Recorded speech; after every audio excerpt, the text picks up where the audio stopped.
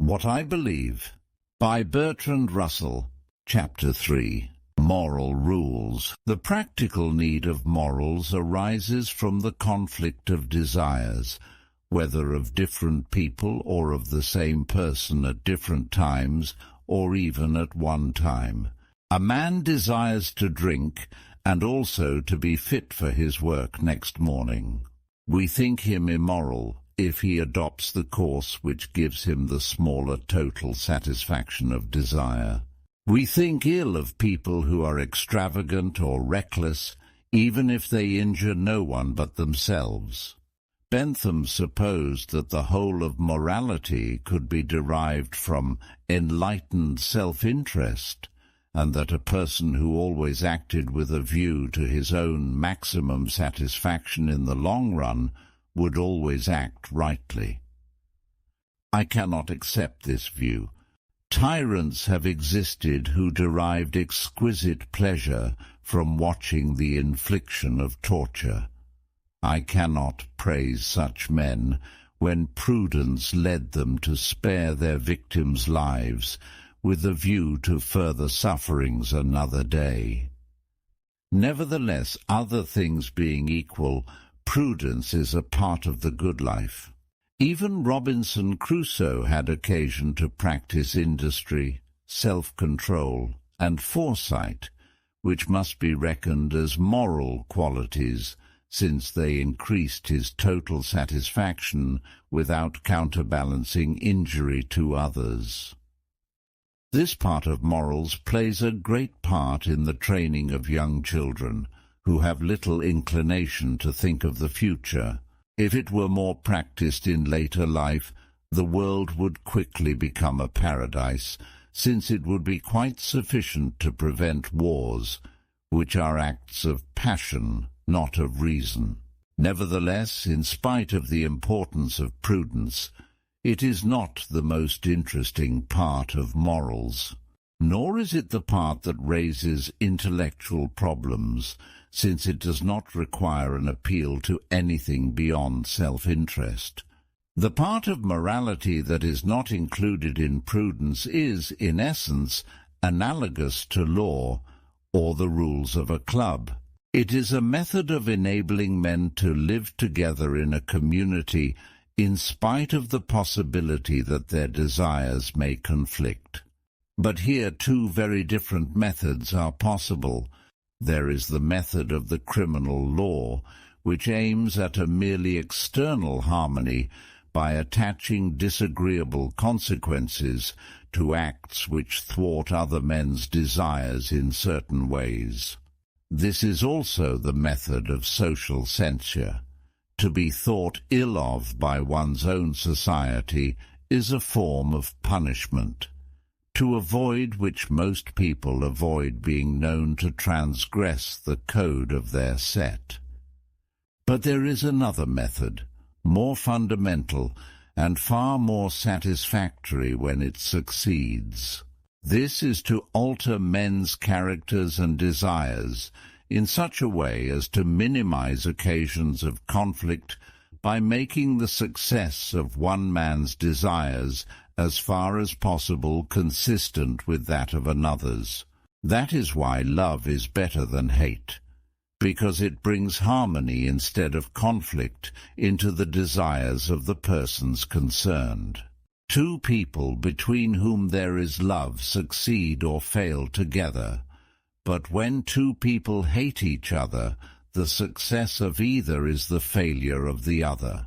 If we were right in saying that the good life is inspired by love and guided by knowledge, it is clear that the moral code of any community is not ultimate and self-sufficient, but must be examined with a view to seeing whether it is such as wisdom and benevolence would have decreed.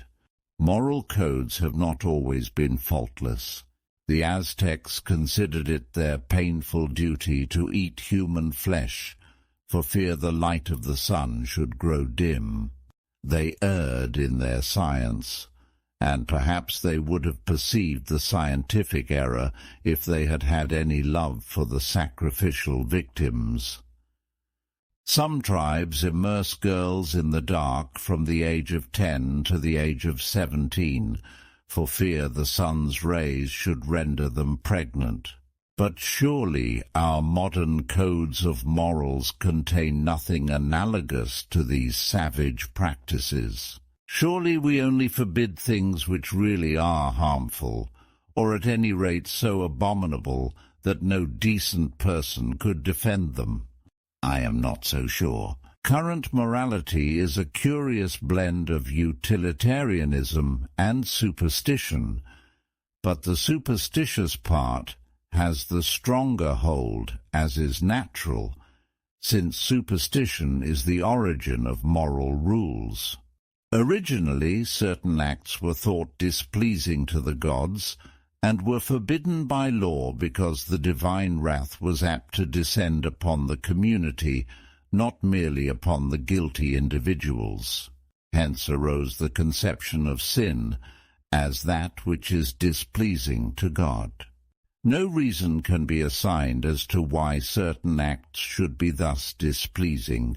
It would be very difficult to say, for instance, why it was displeasing that the kid should be seethed in its mother's milk. But it was known by revelation that this was the case. Sometimes the divine commands have been curiously interpreted. For example, we are told not to work on Saturdays, and Protestants take this to mean that we are not to play on Sundays. But the same sublime authority is attributed to the new prohibition as to the old. It is evident that a man with a scientific outlook on life cannot let himself be intimidated by texts of Scripture or by the teaching of the Church. He will not be content to say, such and such an act is sinful, and that ends the matter. He will inquire whether it does any harm, or whether, on the contrary, the belief that it is sinful does harm. And he will find that, especially in what concerns sex, our current morality contains a very great deal of which the origin is purely superstitious. He will find also that this superstition, like that of the Aztecs, involves needless cruelty, and would be swept away if people were actuated by kindly feelings towards their neighbors. But the defenders of traditional morality are seldom people with warm hearts, as may be seen from the love of militarism displayed by church dignitaries. One is tempted to think that they value morals as affording a legitimate outlet for their desire to inflict pain. The sinner is fair game, and therefore away with tolerance. Let us follow an ordinary human life from conception to the grave, and note the points where superstitious morals inflict preventable suffering. I begin with conception, because here the influence of superstition is particularly noteworthy. If the parents are not married, the child has a stigma, as clearly undeserved as anything could be. If either of the parents has venereal disease, the child is likely to inherit it. If they already have too many children for the family income, there will be poverty, underfeeding, overcrowding, very likely incest. Yet the great majority of moralists agree that the parents had better not know how to prevent this misery by preventing conception.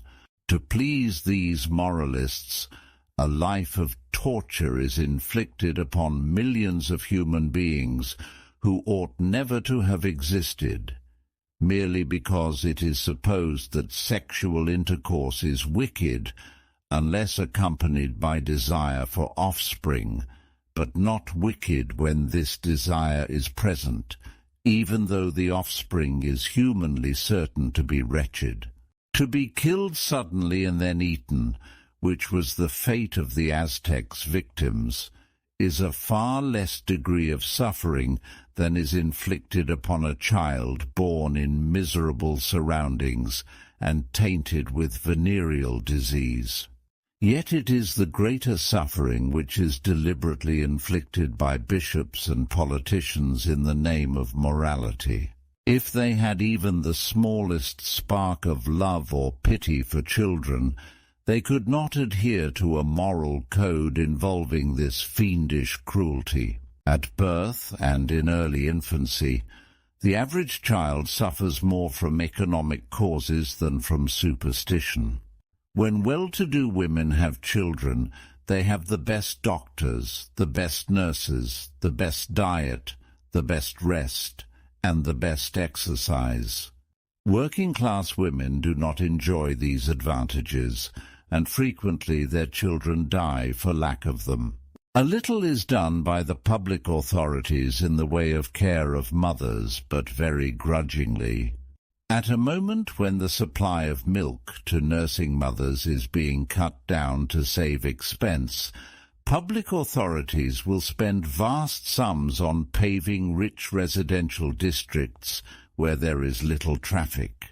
They must know that in taking this decision, they are condemning a certain number of working-class children to death for the crime of poverty. Yet the ruling party are supported by the immense majority of ministers of religion who, with the Pope at their head, have pledged the vast forces of superstition throughout the world to the support of social injustice. In all stages of education, the influence of superstition is disastrous. A certain percentage of children have the habit of thinking. One of the aims of education is to cure them of this habit. Inconvenient questions are met with hush, hush, or with punishment. Collective emotion is used to instill certain kinds of belief, more particularly nationalistic kinds. Capitalists, militarists, and ecclesiastics cooperate in education because all depend for their power upon the prevalence of emotionalism and the rarity of critical judgment. With the aid of human nature, education succeeds in increasing and intensifying these propensities of the average man. Another way in which superstition damages education is through its influence on the choice of teachers. For economic reasons, a woman teacher must not be married.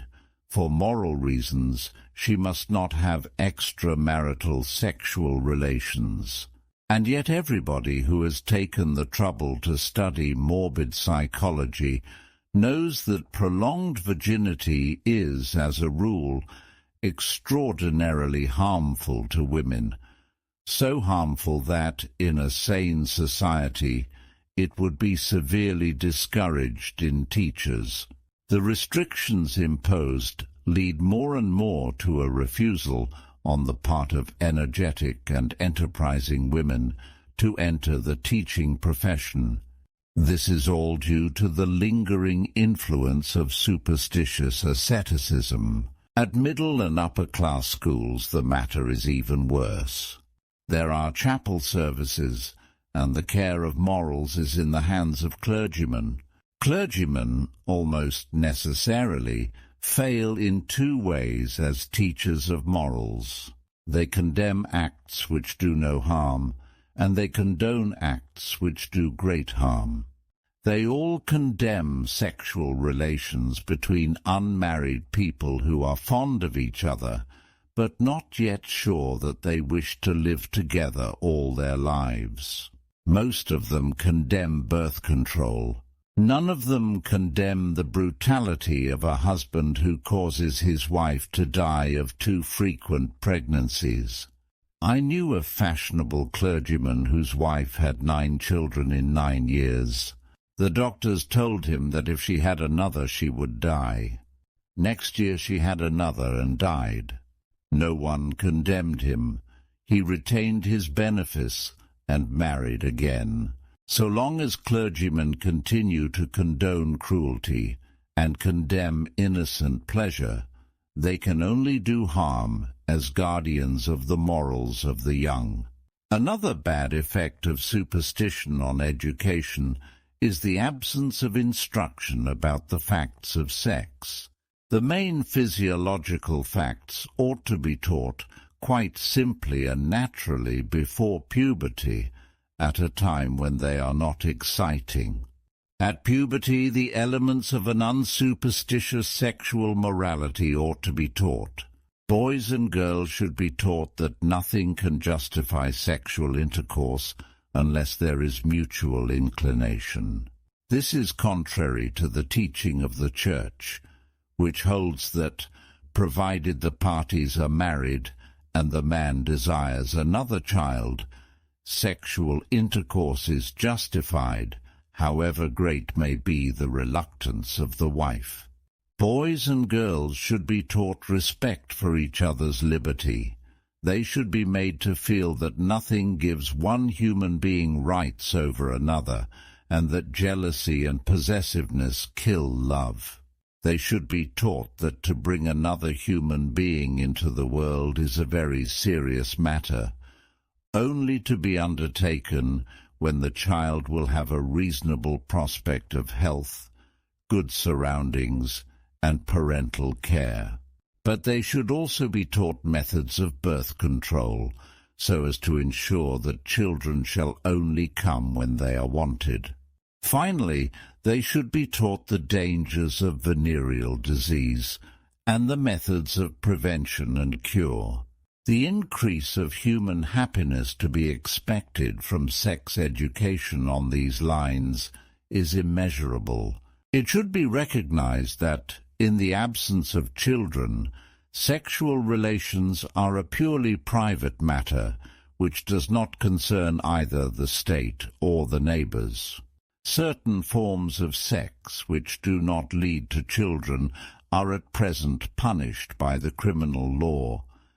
This is purely superstitious, since the matter is one which affects no one except the parties directly concerned. Where there are children, it is a mistake to suppose that it is necessarily to their interest to make divorce very difficult. Habitual drunkenness, cruelty, insanity are grounds upon which divorce is necessary for the children's sake, quite as much as for the sake of the wife or husband. The peculiar importance attached at present to adultery is quite irrational. It is obvious that many forms of misconduct are more fatal to married happiness than an occasional infidelity. Masculine insistence on a child a year, which is not conventionally misconduct or cruelty, is the most fatal of all. Moral rules ought not to be such as to make instinctive happiness impossible.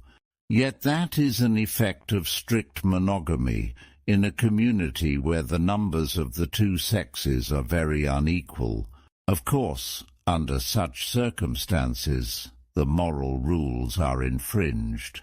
But when the rules are such that they can only be obeyed by greatly diminishing the happiness of the community, and when it is better they should be infringed than observed, surely it is time that the rules were changed. If this is not done, many people who are acting in a way not contrary to the public interest are faced with the undeserved alternative of hypocrisy or obloquy.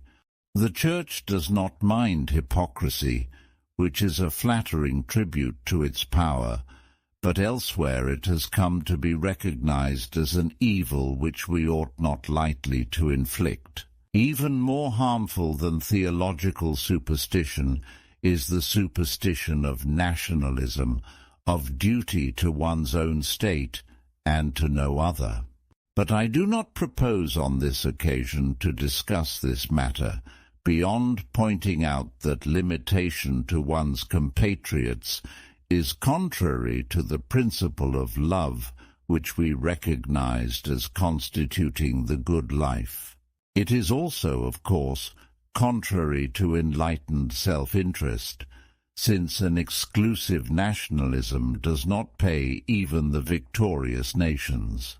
One other respect in which our society suffers from the theological conception of sin is the treatment of criminals. The view that criminals are wicked and deserve punishment is not one which a rational morality can support. Undoubtedly, certain people do things which society wishes to prevent and does right in preventing as far as possible. We may take murder as the plainest case. Obviously, if a community is to hold together and we are to enjoy its pleasures and advantages, we cannot allow people to kill each other whenever they feel an impulse to do so. But this problem should be treated in a purely scientific spirit. We should ask simply, what is the best method of preventing murder? Of two methods which are equally effective in preventing murder, the one involving least harm to the murderer is to be preferred. The harm to the murderer is wholly regrettable, like the pain of a surgical operation. It may be equally necessary, but it is not a subject of rejoicing. The vindictive feeling called moral indignation is merely a form of cruelty. Suffering to the criminal can never be justified by the notion of vindictive punishment. If education combined with kindness is equally effective, it is to be preferred. Still more is it to be preferred if it is more effective. Of course, the prevention of crime and the punishment of crime are two different questions. The object of causing pain to the criminal is presumably deterrent. If prisons were so humanized that a prisoner got a good education for nothing, people might commit crimes in order to qualify for entrance.